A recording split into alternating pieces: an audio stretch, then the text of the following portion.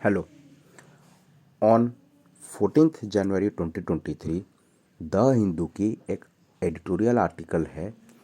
It's related to parliamentary sovereignty is not undone by the basic structure doctrine. Okay, इसकी थोड़ी crux के बारे में I would like to discuss. पहली बात, पार्लियामेंट्री सोवरेंटी से पहले एक ब्रॉडर पर्सपेक्टिव में मैं आपको ये बताना चाहूँगा कि सोवरेंटी ठीक है, ये जानना जरूरी है, लेकिन मौजूदा सरकार जो है under prime minister Narendra Modi, उनकी क्या पॉलिसी रही है regarding constitution, regarding the fraternity secular fabric.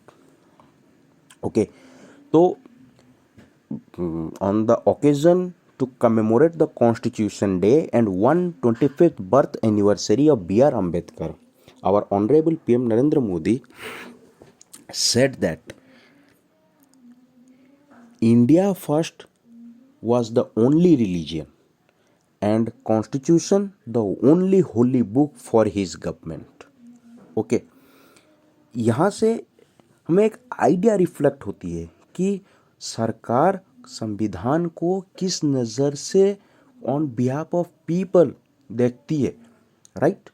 और उसमें गवर्नमेंट बेसिकली प्राइम मिनिस्टर हमारे ये भी कहते हैं कि sanctity of the constitution is our responsibility और democracy is strengthened when there is a consensus which should come through a bipartisan approach. I think आपको ये चीज़ समझ में आनी चाहिए कि जो संविधान की जो पवित्रता है वो सबसे बड़ी जिम्मेदारी है और उसको बनाए रखना सबसे बड़ा इंपॉर्टेंट है।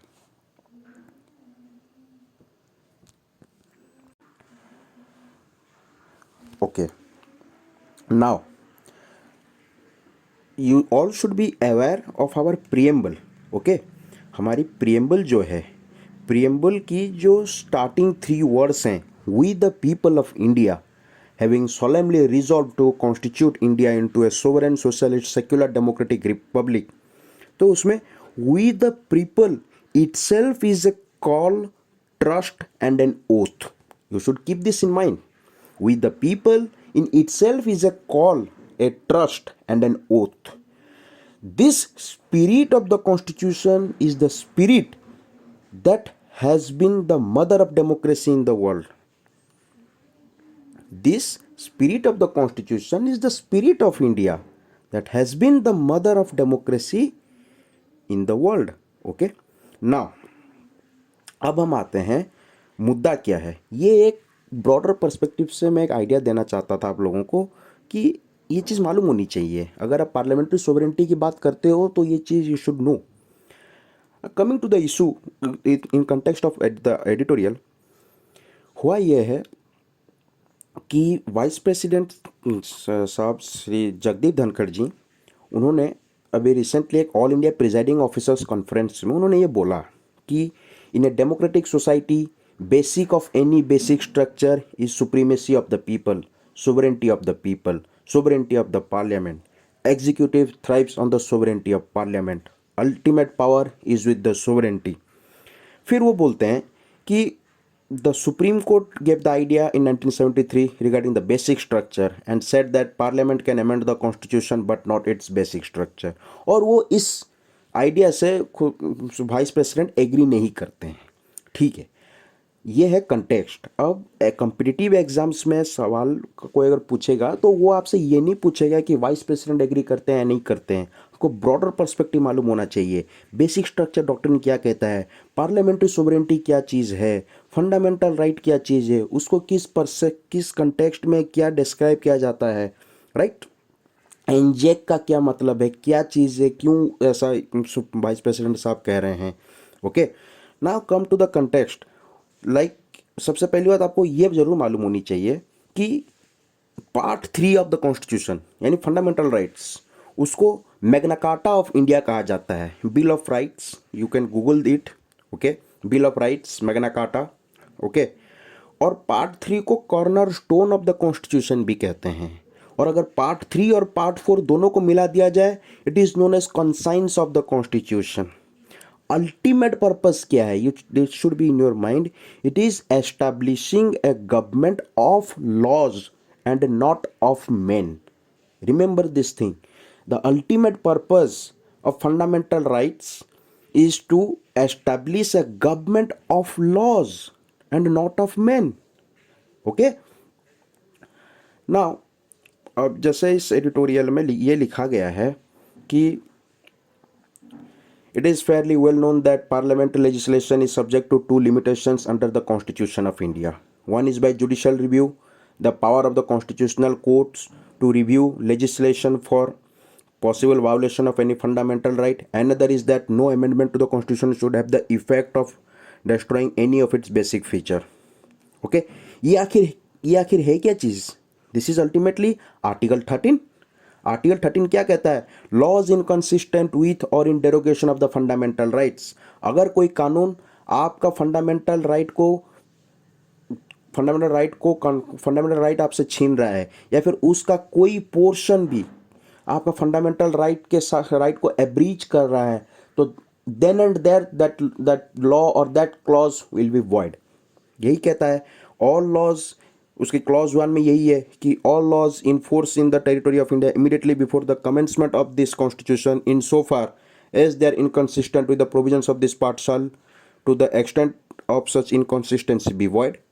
और दूसरा क्लॉज ये कहता है कि state shall not make any law which takes away or abridges the rights conferred by this part, यानी part 3, and any law made in contravention of this clause shall to the extent of the contravention be void.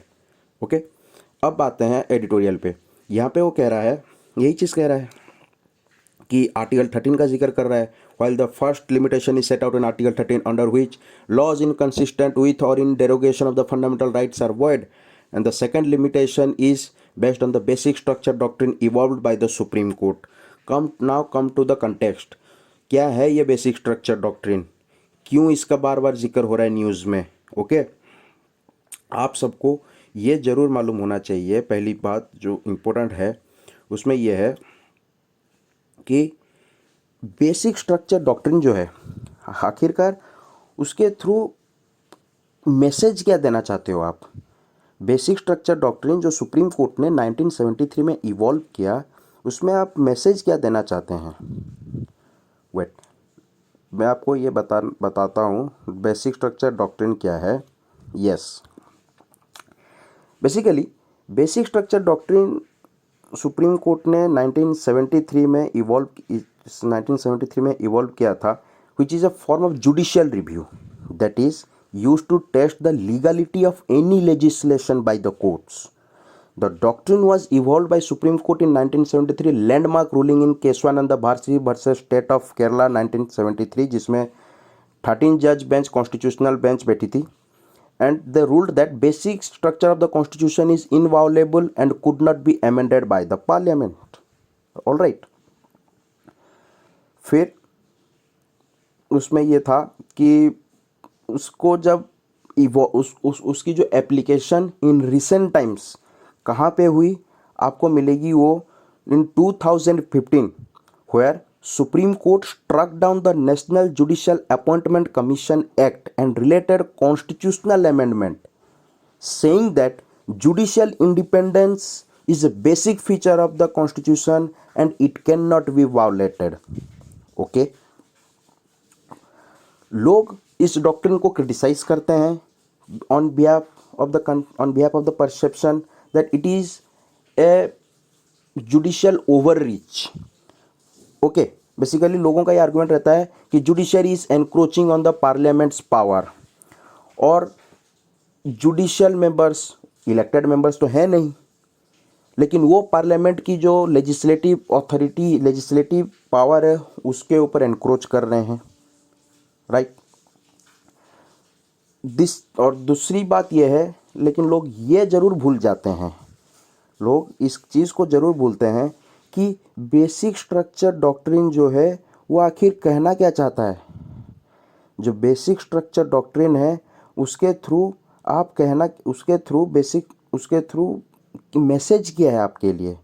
Basic structure doctrine, for example अगर मैं आपसे ये पूछूं, कल को कल को पार्लियामेंट अपनी मेजोरिटी के साथ आए और बोले कि हम पार्लियामेंट्री सिस्टम को प्रेसिडेंशियल सिस्टम बना देंगे, या फिर हम स्टेट लिस्ट को 7 शेड्यूल से हटा देंगे, या फिर हम स्टेट की जो लेजिस्लेटिव पावर है उसको भी हटा देंगे, क्या ये अमेंडमेंट वॉइड रहेगी? This is against the spirit of constitutionalism, this is against constitutional morality. Constitutionalism क्या है? Limited government. ओके, तो बेसिक स्ट्रक्चर डॉक्ट्रिन बेसिकली क्या कहना चाहता है कि, और बेसिक स्ट्रक्चर डॉक्ट्रिन की जो बेसिक्स है वो किसके ऊपर लाई करती है? The heart of the basic structure doctrine lies at keeps judicial review at its centre and supremacy of the constitution as its ultimate goal. Okay, और रूल ऑफ लॉ, जब आप सुप्रीमेसी ऑफ द कॉन्स्टिट्यूशन की बात करते हो तो उसमें आपको रूल ऑफ लॉ जरूर इंपॉर्टेंस हो जाती है एग्जाम के पर्सपेक्टिव से। और रूल ऑफ लॉ क्या कहता है? उसकी 3 बेसिक प्रिंसिपल हैं रूल ऑफ लॉ का। क्या है? Supremacy of the law, equality before law, predominance of a legal spirit. Okay, then ये जो आर्टिकल पूरा एडिटोरियल है उसका क्रक्स यही है कि बेसिक स्ट्रक्चर में आप किस चीज़ को मानोगे? आप बेसिक स्ट्रक्चर में आप किसको मानते हो? बेसिक स्ट्रक्चर तो 1973 supreme court declared that supremacy of the constitution is a basic structure, Republican and democratic forms of government is a basic structure, secular character of the constitution is a basic structure, separation of power between legislative, executive and judiciary is a basic structure, federal character of the constitution is a basic structure. Okay, उसमें एक और चीज़ like हमारे जो former law minister हैं अश्विनी कुमार जी, वो ये कहते हैं कि ये एक एस्टैब्लिश्ड प्रिंसिपल है कॉन्स्टिट्यूशनल जूरिस्प्रूडेंस का, जिसके बेसिस पे अलग अलग जो ऑर्गन्स ऑफ द स्टेट हैं उनको उनकी पावर दी गई है। ओके, ये हमारे फॉर्मर लॉ मिनिस्टर कहते हैं। नेक्स्ट, उसमें जो उसका जो एक और क्रक्स मैं बताना चाहूँगा यहाँ पे कि बेसिक स्ट्रक्चर क्या क्या चीज़ें इंक्लूड कर रहा है। Again I will repeat, rule of law, separation of power, judicial independence, power of judicial review, federalism, secularism. तो even our honourable vice president कभी ये तो नहीं चाहेंगे ना कि आपकी जो right to live with dignity, right to life, ये आपका कोई छीन ले आपसे। ओके, और जुडिशियल रिव्यू अल्टीमेटली है क्या चीज़? जो ऑथोरिटेरियन गवर्नमेंट होती हैं, जो एक्सेसेस ऑफ द पार्लियामेंट होती है, उसको स्टॉप करने के लिए उस parliament is the sovereign, Parliament is the sovereign authority, or as said by our former Vice President, Parliament is the sanctum sanctorum of the democracy. लेकिन the centrality of the Constitution क्या कहता है? Sovereignty lies with the people. Okay, that is why preamble begins by saying we the people and ends by saying adopt and enact this Constitution. यानी elected representatives are not the people. Here, elected representatives are the medium through which people exercise their sovereignty. So, अगर आपसे कभी कोई basic structure doctrine के बारे में पूछता है तो उसे आप ये आइडिया ज़रूर दे सकते हो। अब जितना मैंने बताया है उस बेसिस पे आपको ये आइडिया ज़रूर होनी चाहिए कि अगर कोई कहता है बेसिक स्ट्रक्चर डॉक्ट्रिन के वजह से पार्लियामेंट की सोवरेनिटी को हम अंडरमाइन कर रहे हैं, नो, इट्स रॉन्ग। पार्लियामेंट खुद अपने आप में सोवरेन है in its own domain, but it is still bound by limitations imposed by the constitution. और कॉन्स्टिट्यूशन को किसने अडॉप्ट किया है? लोगों ने अडॉप्ट किया है, और लोगों ने अपने इलेक्टेड रिप्रेजेंटेटिव्स को पार्लियामेंट में भेजा है to represent the people and exercise their sovereignty. Okay, so यही है। बाकी लेट मी थिंक, अगर मैं कुछ मिस कर रहा हूँ, I have described about what is basic structure doctrine, कहाँ से ये रूलिंग आया था, ऑल राइट, और इसकी सिग्निफिकेंस क्या थी, इसमें किन चीज़ों को प्राइमरी इंपॉर्टेंस दी गई हैं, Remember one thing, at the heart of the basic structure theory, it is the concept of judicial review and supremacy of the constitution. Okay? और फिर 1973 जजमेंट क्या था, Kesavananda Bharati versus state of Kerala, largest constitutional bench, right. फिर उसके बाद हमारी government की खुद की पॉलिसी क्या है संविधान को लेकर, ऑनरेबल प्राइम मिनिस्टर क्या सोचते हैं, like it is the only Holi book for his government, and India is the only religion for his government, right. ये चीज़ें की टर्म्स होती हैं which you should mention in your answers, which you should remember, like अगर आप कोई चीज़ express कर रहे हो, डिस्क्राइब कर रहे हो, these are the points you should mention in your answers. और फिर देखो, वाइस प्रेसिडेंट कहेंगे, कल को कोई और भी आके कहेगा, लेकिन अल्टीमेटली एज एन एस्पिरेंट आपकी आंसर और द थॉट प्रोसेस वो एक होनी चाहिए, एंड वो कहाँ से डिराइव होनी चाहिए, what is the government stance, constitution को लेकर गवर्नमेंट क्या कहता है। इन दिनों न्यूज़ में आपने सुना होगा, किरण रिजिजू हमारे जो लॉ मिनिस्टर वो भी कह रहे हैं कि एनजेक सही था, या फिर वो कहेंगे कि आपको कॉलेजियम सिस्टम सुप्रीम कोर्ट की वो ओपेक है। इट्स अ सेपरेट इशू, वो एक हमेशा रनिंग इशू बनी रहेगी, लेकिन द आइडिया हमेशा ये आपके दिमाग में होना चाहिए, प्रीएम्बल क्या कहता है, गवर्नमेंट क्या कहता है, कॉन्स्टिट्यूशन क्या कहता है, रूल ऑफ लॉ क्या कहता है, supremacy of the law, equality before law, predominance of a legal spirit. Okay, बाकी अगर और भी कोई इम्पोर्टेंट क्वेरीज होंगी आपको, then you can contact us at our email address given in our website www.edstar.in। बाकी इस डॉक्ट्रिन को क्यों क्रिटिसाइज करते हैं, किस लिए किया जाता है, मैंने आपको ब्रॉड आइडिया दे दिया है। क्रिटिसाइज करने के पीछे लोगों का लॉजिक ये है, ये एक जुडिशल ओवररीच है, जुडिशल ओवररीच है।